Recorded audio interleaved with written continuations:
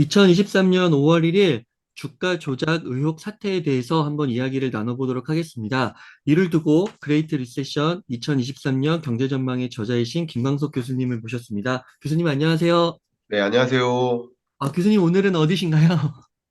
아, 네, 이거 주가 조작 의혹 사태를 최초 단독으로 보도했었던 방송국이죠, JTBC. 네. 예, 방금 이제 JTBC 방송에 출연해서 이 주제로 이야기를 나눴었거든요. 음, 여러분들께도 이 이야기를 다 전달해드리고 싶어서 음, 좀 그 의도로 좀 했고요. 그리고 JTBC에서 이 CG를 다 주셨어요. 오늘 어, 방송에 참여했던 그것을 이제 방송에서 못했던 이야기까지 와, 방송에서는 10분 동안 짧게 했으니까 구체적으로 여러분께 설명해 드리도록 하겠습니다. 그래서 교수님 제가 방송도 보고 또 네. 네이버에서 검색을 이렇게 해보니까 교수님께서 약간 임창정 저격수라고 해야 될까요? 그렇게 네네. 등장하게 되신 것 같은데, 한번 그러면 네. 단도직입적으로 좀 여쭤보겠습니다. 네네. 임창정 씨가 피해자가 맞는 건가요? 네. 일단 저는 이제 임창정 저격수는 아니고요. 저는 임창정 팬이고요. 임창정 음, 노래 엄청 좋아합니다. 예. 근데 이제 이분이 뭐 가해자냐 피해자냐 이걸 가지고 논의를 많이 하는데 맞는 말씀을 좀 드리고자 하는 거고요. 예, 한 방송 YTN에서 지난주에 나와서 이렇게 말씀을 드렸더니 많은 언론에서 또 그걸 인용해 어, 가지고 표현해 주시더라고요. 제가 한번 설명드릴 수 있도록 하겠습니다. 결론부터 말씀드리면 피해자일 수는 없다. 어, 가해자이거나 혹은 가해자가 아닐 수는 있어도 피해자일 수는 없다. 어, 이게 그냥 단적인 제 의견입니다. 일단 지금 일어나고 있는 일련의 사건들을 좀 정리한다면 주가 조작단이 있겠죠. 그리고 주가 조작단에 자금을 제공해준 투자자들이 있단 말이에요. 근데 이 투자자들이 지금 이 투자자들 중에 하나가 임창정 씨 아닙니까? 그리고 뭐 라더견 씨라든가 뭐 그 밖에 여러 가수들, 의사들, 뭐 여러 사람들이 지금 결부됐는데요. 자, 제가 이렇게 말씀드릴게요. 도둑질을 하라고 어떤 집에 들어갔어요. 근데 음, 그 도둑질에서 실패했어요. 음, 도둑질하러 들어갔다가 실패했고 오히려 그 주인이 뭐 이종격투기 선수여가지고 두드려 맞았어요, 만약에. 어, 그러면 그 사람은 도둑질에 실패했다고 해서 과연 피해자라고 할 수 있을까? 안 되죠. 범법자가 아니라고 할 수 있을까? 음, 제가 YTN에서도 이렇게 이야기를 했었거든요. 똑같이 말씀드립니다. 기본적으로 주가 조작 의혹에 결부된 그 연관된 사람들은 피해자는 아닙니다. 주식 투자라는 것은 원래 손실을 볼 걸 감안하고 하는 거예요. 저축이 아니잖아요. 은행 저축은 손실 가능성이 없죠. 손실 가능성이 없기 때문에 상대적으로 우리가 추구할 수 있는 이익도 그게 크지 않은 거예요. 그러니까 위험을 더 부담하느냐, 아니면 수익성을 더 찾느냐. 근데 수익성이 높으면 리스크가 높은 것이고, 리스크가 낮으면 수익성도 낮은 거예요. 그러니까 은행은 리스크도 낮고 수익성도 낮은 투자 대상인 거고, 주식은 리스크도 높고 수익성도 높은 거예요. 그러니까 역시 이렇게 투자한 것에 대한 실패를 본 것이 피해자다. 이렇게 이야기하는 것이 맞을까 하는 의문은 일단 갖고 있습니다. 그리고 여기까지는 제가 생각하는 팩트고 또 한 가지 이건 의견인데, 보통, 어, 이 범죄자나 가해자나 이런 사람들이, 자기가 어떤 주가 조작에 참여하지 않았다, 나 몰랐다, 이렇게 얘기하면 되는 것을 나는 피해자다. 그리고 나 말고 이런 사람이 진짜 주가 조작에서 이익을 봤다 하면서 자기 외에 다른 사람을 얘기하거나 자기도 피해봤다는 식으로 얘기하는 경향이 있죠. 제가 이 법적 전문가도 아니고 이런 사건 전문가도 아니지만 그냥 경제 금융을 연구하는 사람으로서 이런 현상을 내다봤을 때 그런 부분들이 좀 아쉬운 감이 있습니다. 일단 제가 딱 단적으로 설명드린다면 이렇습니다. 임창전 씨나 혹은 그 밖의 투자자들, 이들이 가해자인지 피해자인지를 구분해 본다면 일단은 피해자가 아니다라는 말씀 드렸고요. 만약에 가해자인지 가해자가 아닌지를 결정해야 되는데 이 투자자가 만약에 이 주가 조작단이 하는 행위를 음, 알고 투자했다면 어, 공범자다 이렇게 어, 생각이 되고요. 모르고 했다 그러면 가해자는 아닌 거죠. 어, 기본적으로 그렇게 저는 생각을 하고 있습니다. 여러분들 어떻게 판단하실지 모르지만 저는 그런 의견을 갖고 있고요. 주가 조작 사기단, 뭐 이런 범법자 이런 의혹을 이미 알고 있으면서 투자를 했다 그러면 그것은 분명 가해자다 이렇게 생각이 되고요. 이렇게 정리를 하도록 하겠습니다. 근데 이 투자자들이 소위 여러 가지 투자 거래를 하는 데 있어서 자금을 많이 모아야 돼요. 주가 조작을 하려면 자금을 많이 모아야 되거든요. 근데 그렇죠. 많이 모으기 위해서 이제 다단계 방식을 많이 이용했어요. 예를 들면 뭐 의사한테 투자하세요. 돈 많이 벌 수 있어요. 라고 유인합니다. 근데 그 의사가 자기 인근에 경기도 인근에 잘 알고 지내는 다른 의사들한테 또 끌어들여요. 나 어, 이렇게 하니까 돈을 많이 벌었어. 그럼 또 다른 그 10명이 또 다른 10명씩을 또 끌어들여요. 이렇게 음, 해서 최대한 많이 유도하고 그리고 끌어들여서 수익을 받은 만큼 그 수익을 이 다단계 방식으로 배분해 주는 방식까지 그렇군요. 취했어요. 예. 그리고 기본적으로 여러분 이 주식 투자에 있을 때 예를 들면 우리 부모님 계좌를 제가 이용하면 안 되게 돼 있어요. 안 되죠. 네. 안 돼요. 안 되죠. 그러니까 그게 일종의 금융실명제라고 볼 음, 수 있을 것 같은데 부모님 통장을 제가 이용해도 안 되는 거고 그렇죠. 그죠? 1금융권에서도 증권 투자도 마찬가지. 근데 이런 걸 다 넘겨줬으니까 음, 어떤 특정한 그 범법을 행한 건 맞습니다. 근데 어쨌든 피해자는 아니겠다 이렇게 의견을 좀 드리고 싶습니다. 네, 교수님 정말 중요한 부분들을 짚어주신 것 같습니다. 그래서 이 주가 조작 의혹 사태가 점점 커지고 있는 듯한데요. 큰 이슈가 되고 있는 것 같은데, 그 네, 지난주에 그 원인이 된 그 하락 폭탄을 맞은 주식 종목들이 있는데, 그것의 네, 공통점을 좀 한번 정리해 주시면 좋겠습니다. 네. 다시 한번 정리하도록 하겠습니다. 제가 처음 이 즉시 분석할 때는 첫째 날이에요, 첫째 날. 그러니까 하한가를 맞았던 첫째 날이에요. 근데 그로부터 3일 정도 연속으로 하한가를 기록했었죠. 네. JTBC에서 제공해준 그 CG를 그대로 좀 활용해서 보여드리겠습니다. 4월 21일부터 27일까지 종목 각각 하락률이 뭐 정말 어마어마하죠. 와, 이게 말 그대로 이 주요 주가 조작 의혹에 해당되는 종목들 8개 종목이라고 볼 수 있겠습니다. 근데 이 종목들의 공통점이 있는데요. 일단은 22년 한 해 꾸준히 우상향했다라는 또 공통점이 있어요. 그러니까 소위 22년 한 해 제가 2021년 10월에 웅달책방에 나와서도 22년 한 해는 주식 투자하지 마십시오. 22년은 긴축의 시대고 주가 하락하는 구간이다. 이렇게 말씀드렸었던 그래서 여러분 기억하실 겁니다. 22년 한 해는 어떤 투자자든 대부분 손실을 보셨던 그 해입니다. 그런데 지금 방금 보여드렸던 8개 종목의 경우에는 이렇게 대성홀딩스, 삼천리, 선광 할 것 없이 다 우상향했었던 거예요. 꾸준히 장기 우상향했다. 이런 것도 좀 주가 조작의 결과적으로 놓고 보면 주가 조작의 정황이다. 근데 그동안의 주가 조작은 단기 매매로 일확천금 벌고 급등시키고 일확천금 벌고 이런 방식이었는데 주가 조작 여부를 좀 걸리지 않도록 굉장히 치밀하게 이렇게 장기에 걸쳐서 조금씩 조금씩 주가를 조정시켜 왔다라는 특징이 있습니다. 두 번째 특징은 제가 저번에도 말씀드렸습니다만 악재도 없고 호재도 없다라는 특징입니다. 그러니까 주가 조작의 대상의 경우에는 악재가 있으면 당연히 안 되겠죠.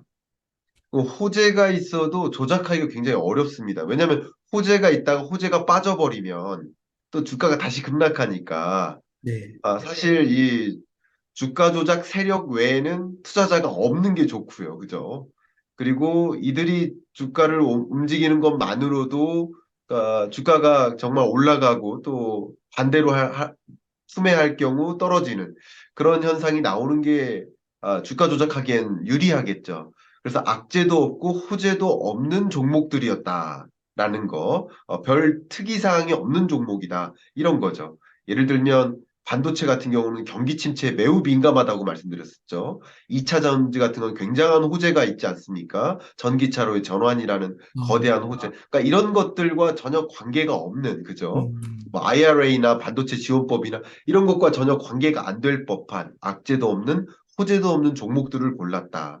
그다음 세 번째가 거래량이 적다라는 특징이 있어요. 이 거래량이 적다는 얘기는 바로 그거예요.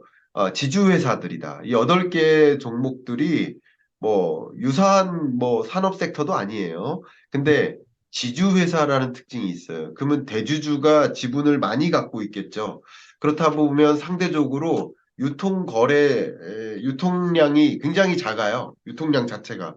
주식 유통량 자체가 작다라는 것이 특징이고, 그렇기 때문에 주가 조작을 하기가 유리한 거라고 볼 수 있겠죠. 예. 그렇게 생각해 주시면 좋겠고요. 그러니까 주가 조작 세력이 전체 거래량을 결정짓는다 그러면 가격을 올려놓고 그걸 사고, 가격을 올려놓고 나 이렇게 매도할래요. 그러면 이 가격에 사주고 그들끼리만 한다면 가장 간단해지겠죠. 그러니까 거래량이 적은 종목을 선택합니다. 그러니까 이런 것들이 주가 조작의 의혹의 그 종목의 특징이다. 이렇게 생각할 수 있겠고요. 그런 것들이 바로 작용했다. 말 그대로. 이런 것들이 또 주가 조작의 정황이었다. 이렇게 볼 수 있을 것 같습니다. 이 주가 조작 그 과정에서 네, 차액 결제 거래 이 방법을 네, 썼다. 이렇게 네, 이야기가 되더라고요. 네. 교수님, 이 방법에 대해서도 좀 설명 부탁드리겠습니다. 네, 우리가 이걸 좀 정리를 하면 좀 도움이 될 것 같아요.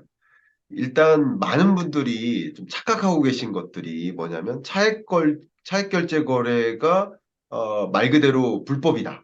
어, 이렇게 착각하시는 분이 계시고 또 신용 거래나 외상 거래나 미수 거래 이런 것들이 다 불법에 해당된다. 이렇게 착각하시는 것 같은데 아닙니다. 그거는 네. 아닙니다. 제가 말씀드린 건 이 주가 조작이라는 것은 뭐냐면 통정 거래예요. 통정 거래. 그러니까 미리 짜는 거예요. 어, 미리 짜놓고 자 우리가 이것을 동시에 얼마에 그러니까 말 그대로 100원짜리 주식을 200원으로 걸어놓는 거 예를 들어서 200원에 다 사줘요. 그럼 가격이 200원에 결정될 거 아니야.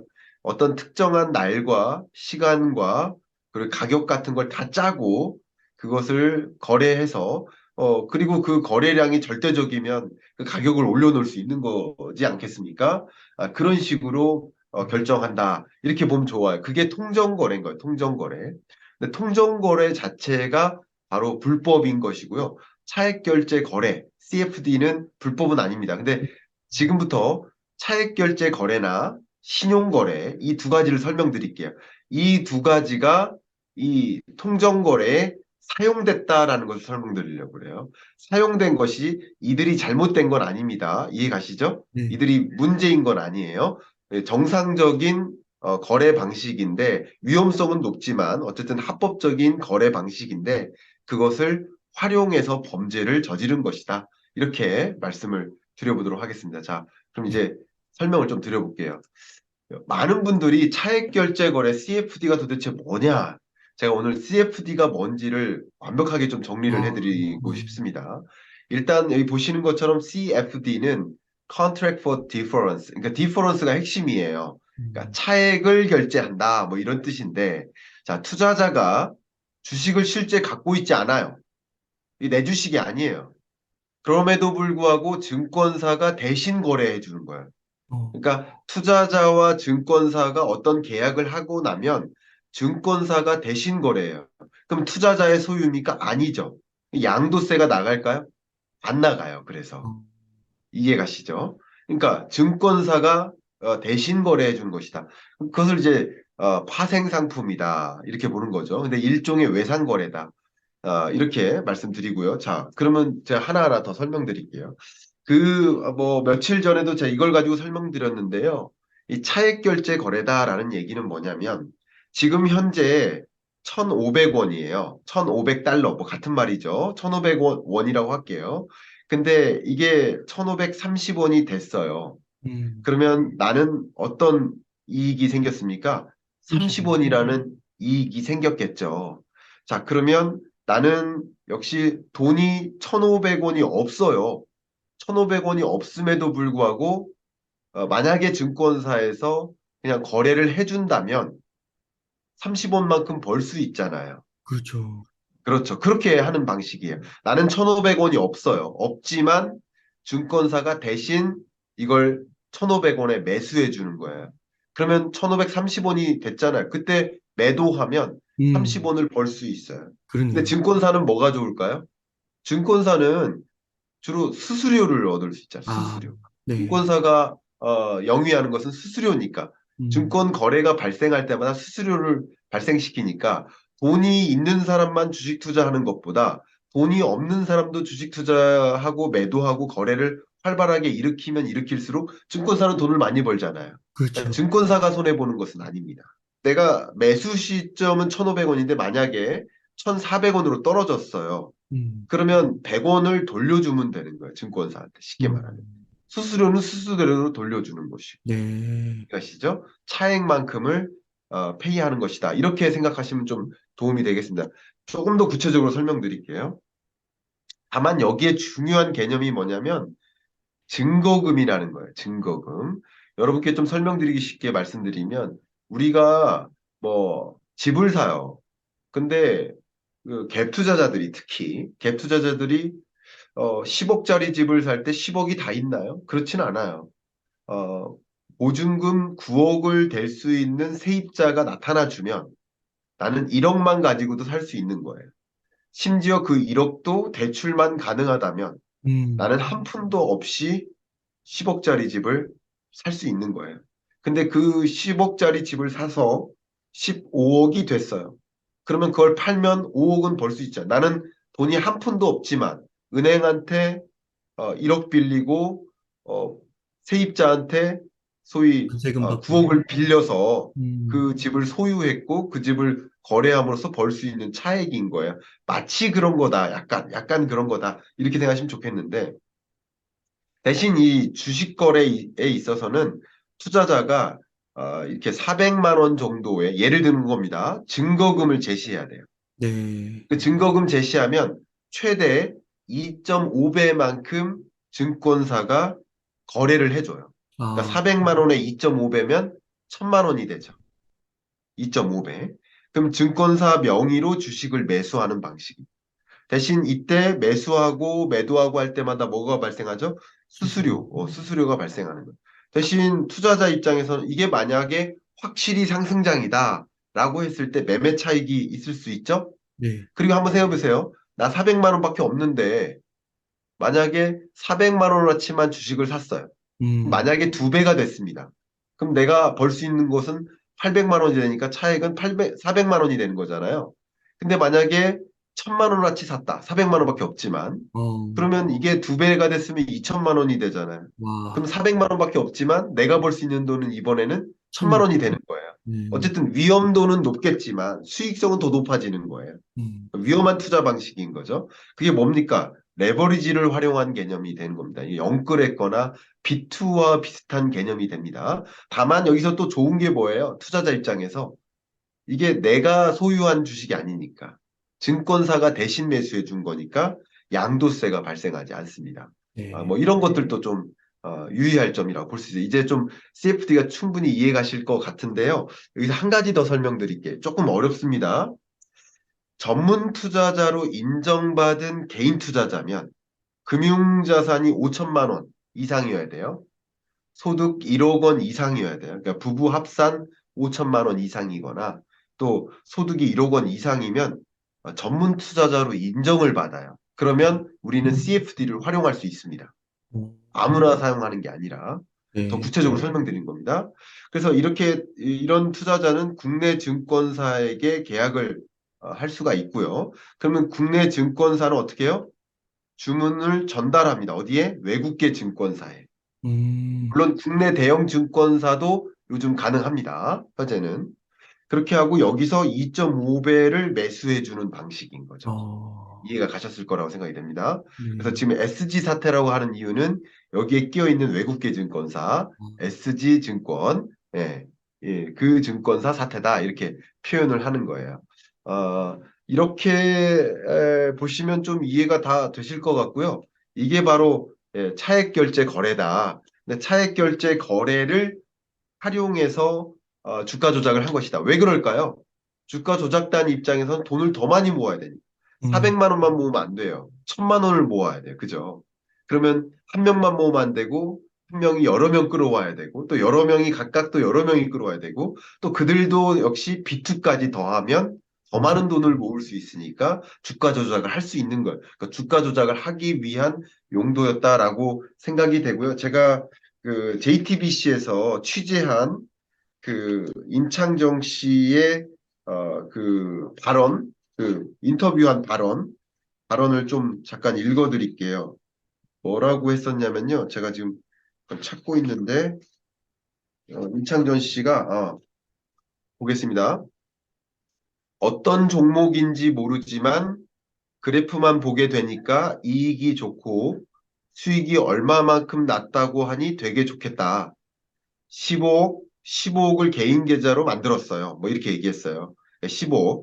저는 35억을 샀죠. 그러니까 30억 투자했다는 거예요. 근데 84억을 샀던 거예요. 저는 몰랐죠. 이게 뭐예요? 30억을 샀는데 음, 근데 84억을 샀던 거예요. 이게 뭡니까? 차액 차액 결제 거래. 결제 거래의 어, 정황인 거죠. 이런 것들이. 네, 그 밖에 여러 정황들을 보면 이따가 말씀드리겠습니다. 반대 매매를 설명드릴 때 다시 한번 드리겠습니다만 차액 결제 거래의 정황들이 많이 포착되는 것들이 많이 있습니다. 네. 어, 교수님, 그러면 그 최근에 그 빚을 내서 하는 소위 B2, 이게 리스크가 큰 투자인데 이게 많아졌다고 하는데 그런 네. 것과도 좀 비슷한 거라고 이해하면 될까요? 예, 예. 말씀 한번 드려보겠습니다. 일단은 돈이 1000만 원이 없는데 400만 원밖에 없는데 1000만 원어치 주식을 살 수 있는 방법, 그러니까 소위 외상거래 방법은 아까 말씀드렸던 차액 결제 거래. 음, 이걸 이제 다른 말로 미수거래라고 합니다. 미수거래. 어, 없는데 샀다. 뭐 이런 뜻이죠. 미수거래. 그 미수거래 말고 또 한 가지 있어요. 그러니까 미수거래는 차익 결제 거래라고 생각하시면 좋겠습니다. CFD 방금 설명드렸던 거. 그 미수거래 외에 또 한 가지가 있는데 그게 뭡니까? 신용거래입니다. 신용거래. 아, 근데 신용거래는 뭐가 차이가 있느냐? 신용거래는 증권사가 돈을 빌려주는 방식이에요. 아, 증권사가. 그러면 이때는 뭐가 발생해요? 수수료가 발생하는 게 아니죠. 뭐가 발생할까? 돈을 빌려줬으니까. 이자. 그쵸? 이자가 발생하는 거예요, 그냥. 네. 그러니까 우리가 돈 빌릴 때도 마찬가지지만 은행에서 돈 빌리면 이자 발생하잖아요. 그러니까 증권사가 돈을 빌려주는 방식. 음, 그게 신용거래라고 할 수 있습니다. 그 신용거래는 특징이 뭐냐면 이자율만큼 이자만 납입하고 정해진 기간 안에 원금을 돌려주면 돼요. 그게 180일 안에 돌려줘야 됩니다. 그게 바로 신용거래입니다. 근데 180일 안에 못 돌려준다. 음, 그리고 뭐 예를 들어서 아까 말씀드렸던 그 차액 결제 거래도 미수금을 맡기잖아요. 근데 그게 만약에 하한가 계속 떨어져가지고 미수금조차 안 된다. 그러면 반대 매매가 있는 거예요. 이따가 좀 다시 설명드리도록 하겠습니다. 지금 어쨌든 신용거래를 또 설명드릴게요. 어, 4월 21일 기준으로 해서 그 문제가 있는 8개 종목의 경우에 지금 신용 잔액 비중이 이렇게 많아요. 근데 코스피 평균 신용 잔액이 1.51%밖에 안 되거든요. 되게 차이 많이 난다. 그러니까 예를 들면 삼성전자에서 일부는 신용거래를 했을 거 아니에요. 뭐 네. 차액 결제 거래를 했을 수도 있잖아요. 제가 그걸 따져보진 않았습니다만. 근데 그 코스피의 평균이 1.51인 거예요. 어, 근데 유독 이 8개 종목은 그냥 뭐 2, 3 요 정도도 아니고 그냥 극단적으로 높잖아요. 그러네요. 그러니까 이 결국은 이 뭐라고 해야 되나 이 대성홀딩스, 선광, 서울가스와 같은 이런 종목을 투자했던 투자 자금 전체 자금 시가총액이라고 봐도 되죠. 그 시가총액의 상당한 비중이 잔액의 비중이 높아요. 네, 그러니까 이것도 주가 조작 의혹의 정황인 거죠. 그러네요. 그렇죠. 네, 그러니까 굳이 말씀드리면 이 주가 조작은 통정거래인 것이고 이제 정리되셨죠. 근데 통정거래를 하기 위해서 두 가지 기법을 사용한 거예요. 음, 차액결제거래라는 미수거래, 그리고 신용거래, 돈 빌려서 하는 방식. 그러니까 두 가지를 다 이것저것 많이 사용하면 굉장히 더 많은 자금을 돈을, 많이 모을 수 있죠. 음, 그리고 앞에 제가 말씀드렸듯이 특별한 뭐 호재도 있으면 안 된다고 표현했지만 악재가 있으면 안 되는 이유가 이 신용거래나 차액결제 거래로 할 수 있어라고 유인을 시키려면 다단계로 특히 그러면 이 기업의 상황을 뭐 재무제표나 이런 걸 딱 보여주면서 아주 탄탄해 이렇게 보여줘야 되잖아요. 그죠? 네, 그러니까 이제 신용거래를 하기 위한 조건이 되겠죠. 또 역시 특별한 악재가 없어야 되니까. 그러면 이제 신용거래까지도 충분히 이해가 되셨을 거라고 생각이 됩니다. 네. 그래서 이 주가 조작 과정에서 크게 두 가지 방법, 차익 결제 방법과 신용거래가 사용된 거고, 되게 중요하게 짚어주신 것이 불법은 아니다. 이 방법이.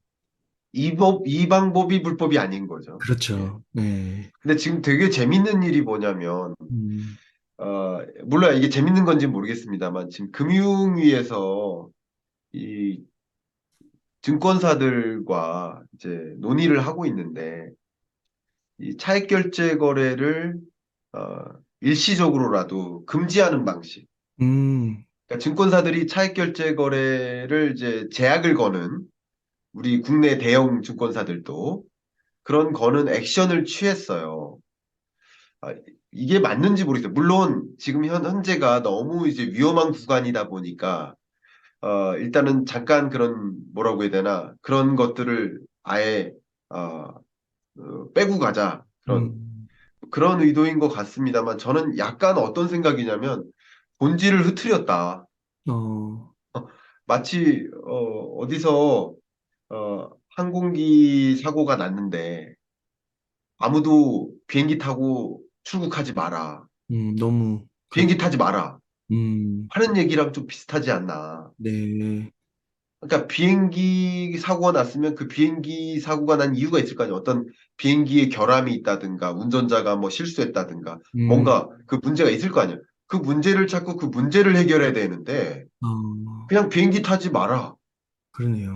이게 맞는 조치인지 참 의문은 됩니다. 저 개인적으로는 의문은 됩니다만 어쨌든 뭐 음, 현재 굉장히 불안하니까 일단은 그런 것을 많이 제약을 걸자라는 방식인 것 같아요. 뭐 특정 부분은 좀 이해도 되지만 본질적인 문제를 해결하는 데 좀 집중을 했으면 좋겠다. 뭐 어, 그런 생각을 저는 개인적으로 갖고 있습니다. 네. 교수님, 그러면 반대매매 말씀해 주셨는데, 중간에, 네, 그 네. 반대매매 개념도 한번 설명 부탁드리겠습니다. 반대되면 설명드리겠습니다. 예. 어, 자, 이번에 JTBC 출연했을 때 이게 가장 명확한 그 CG인 것 같더라고요. 제가 CG를 못 그리니까. 자, 증거금이 400만 원이 있어요. 그러면 소위 빌려준다든가 증권사가 해서 600만 원, 그러니까 400만 원에다가 플러스 600만 원에서 1000만 원의 주식을 결과적으로는 매수하는 효과가 발생하는 거죠. 그런데 만약에 주가가 떨어져 가지고 1000만 원어치 사줬는데 그게 만약에 390만 원이 됐어요. 음, 그럼 은행은 이 증거금을 다 못 돌려받는 거잖아요. 그렇죠. 은행이래, 증권사는. 네. 절대 어떤 경우에도 증권사는 손해보지 않는 제도를 마련한 거거든요. 돈 벌기 위한 제도인 거거든요. 그러니까 음, 수수료를 영위하다가 만약에 증거금마저 까먹으면 어떡할까요? 안 되겠죠. 네. 그래서 만기까지 빌려줬는데 아까 말씀드렸던 것처럼 180일 안에 상환을 해야 되는데 그때 180일이 됐는데 더 까먹어가지고 상환을 못해요, 만약에. 음, 뭐 그런 일이 있거나 아까 말씀드렸던 차익결제 거래에서 증거금 이하로 가치가 떨어졌어요. 이럴 경우 어떻게 합니까? 강제 청산을 해버려요. 강제 청산. 네, 그러니까 자동으로 매매가 이루어져. 그러니까 지금 주가 조작 사태가 일어났잖아요. 그때 주가 조작 사태를 보고서 어떻게 했습니까? 증권사가 어 그러니까 하한가 찍잖아요. 주가 네, 조작 사태가 JTBC에서 최초 보도를 했고 그걸 가지고 이제 주가에 반영이 되니까 하한가가 나타나고 그러니까 증거금도 부족하겠다 싶으니까 결국 증권사들이 어떻게 합니까? 강제 임대청산. 청산을 해버려요. 음, 그러니까 또 한 번 하한가, 또 한 번 하한가였던 거예요. 이해가시죠? 네, 그러니까 그리고 강제 청산을 해서 하한가를 연속 3일 이렇게 만들었었던 그 배경 속에서 CFD가 활용됐구나. 그죠? 신용거래가 활용됐구나. 이런 두 가지 방법들이 활용됐구나라는 것을 다시 한번 이제 검증할 수도 있는 것이죠.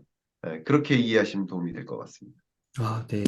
그러니까 이게 꾸준한 우상향을 그리면서 그 모집한 투자자들 외에 결국에는 누군가 사야 네, 결국에는 이 투자자들도 이제 돈을 투자에 대한 합당한 뭐 투자에 대한 성과라고 해야 될까요? 그런 걸 얻어갈 수 있는 건데 네. 거기에 이제 우상향 그래프를 보면서 거기에 대해서 이제 믿고 투자를 한 뭐 소위 개인 투자자들, 개미들이 많겠네요. 개미들이 많죠. 네, 그러니까 22년 한 해 얼마나 어려웠습니까? 네, 그러니까 그런 우상향하는 모습 보고 굉장히 재무제표를 봐도 탄실하고 그리고 뭐 큰 악재도 없고 그런 기업에 장기 투자해야겠다. 가스 회사에 장기 투자해야겠다. 이런 마음으로 투자하신 분들이 굉장히 많거든요. 네, 근데 이렇게 반대 매매로까지 연결되다 보니까 어, 이걸 매도할 기회조차 못 잡는 거죠. 음, 청산할 기회조차 못 잡는 거죠.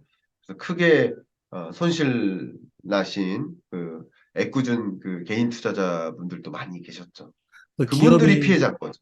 네, 그 기업의 이해가시죠? 재무 성과나 차트에 이런 예쁜 모양 이런 걸 믿고 들어갔는데 그게 이제 주가 조작이 걸려 있었던 거였군요. 그렇죠. 예, 아, 결과적으로 그랬었던 것이고 그런 이 예쁜 차트를 만들면서 다단계식으로 더 많은 투자자들을 유인했었다 이렇게 해석할 수 있을 것 같아요. 네. 교수님, 그러면 또 지금은 이제 결과적으로 주가가 크게 40%에서 70%까지 이렇게 하락을 했는데요. 네, 지금 이런 시점에서 사볼까? 또 고민하시는 투자자분들이 있을 수도 있을 것 같아요. 네, 한번 종합적으로 한번 조언을 해주시면 좋겠습니다. 네. 그러니까 지금 그렇게 또 투심이 발동해서 절대 이것을 놓치면 안 된다 하면서 투자하는 그런 현상을 혹시 뭐라고 하는지 아세요? 재밌는 표현이 등장했는데, 네. 그걸 이제 핫다라고 합니다. 원래부터 있었던 표현입니다. 맞다. 네. 핫다. 네, 하한가 하한가 따라잡기. 따라잡기. 아, 네. 근데 뭐 하한가 따라잡기 뭐 하시는 것은 제가 여러분께 드리고 싶은 이야기는 정말 그 트레이딩 하시는 고수의 영역입니다. 일단 음, 첫 번째. 그리고 일단 단적으로 매우 위험하다.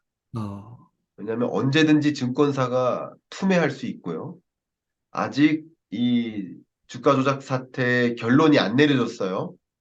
아직 결과 안 나오고 그래서 계속 제가 뭐라고 하는 겁니까? 의혹이라고만 말씀드리는 음, 거예요. 그러니까 누가 가해자고 어디까지가 누구까지가 가해자인지 뭐 이런 것들도 아직 판명이 안 난 상태입니다. 그렇기 때문에 굉장히 급등락이 심한 거예요.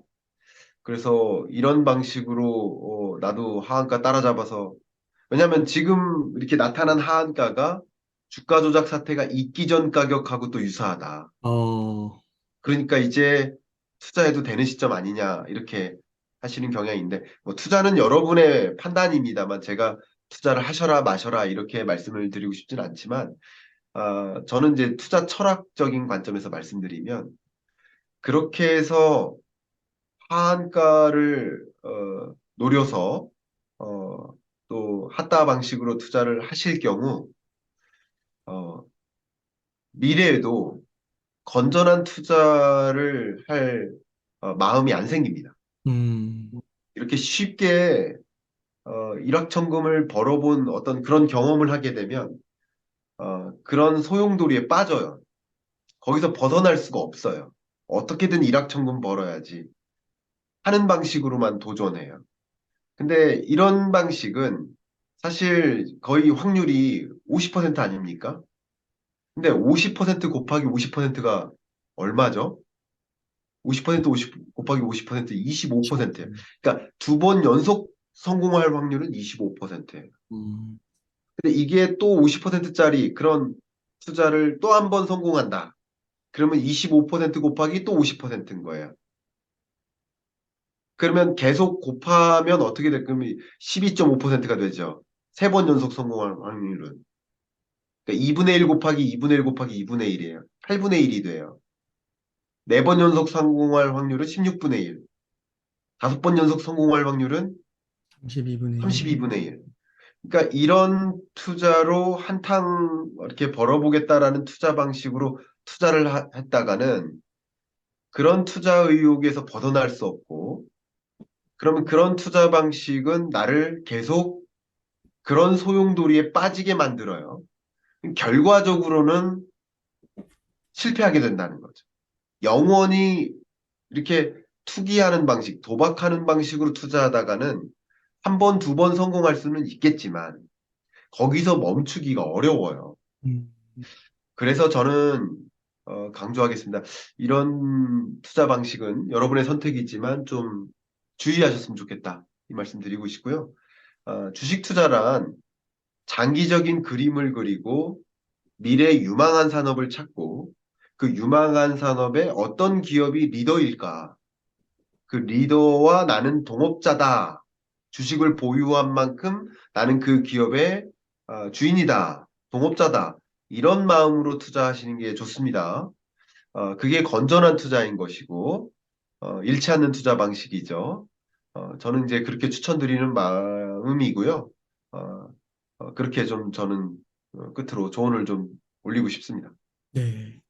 그 굉장히 복잡한 금융 이슈를 저희가 다루면서 이제 투자 방식도 이런 차액 결제 방법이나 신용거래와 같은 약간은 어려운 이런 네. 방법들까지도 이해가 너무 명확하게 된 것 같고, 더 나아가서 교수님께서 건전한 투자 철학까지 이렇게 연결시켜 주시고 설명을 해주셔서 너무 좋은 것 같습니다, 교수님. 교수님, 그러면 끝으로 좀 네. 시청자님들께 좀 강조하고 예. 싶으신 말씀 있다면 좀 부탁드릴게요. 네, 뭐 강조드리고 싶은 말씀 뭐 이제 뭐 추가적으로 드릴 말씀은 이제 없고요. 이렇게 이 주가 조작 상황을 좀 잘 이해하시면 여러분들도 이 주가 조작 상황에 연루될 수도 있거든요. 그러니까 누군가 유혹으로 야, 나 얼마 벌었어. 너도 들어와. 근데 이런 걸 아심으로 해서 내가 의도했든 의도하지 않든 이런 불법적인 일에 가담하지 않을 수 있게 만드는 거거든요. 아는 만큼. 그러니까 모르면 범법을 저지르게 되는 거가 되기도 하죠. 그죠? 그러니까 여러분들이 이런 것을 이런 상황, 뭐 자본시장에 대한 이해, 뭐 경제 전반에 대한 이해를 바탕으로 하시면 예, 훨씬 더 이런 불법적인 나쁜 어떤 거래에 빠져들지 않을 수 있다. 이렇게 말씀 좀 드리겠습니다. 자, 안녕하세요. 웅달직방 구독자 여러분, 경제 읽어주는 남자 김화석입니다.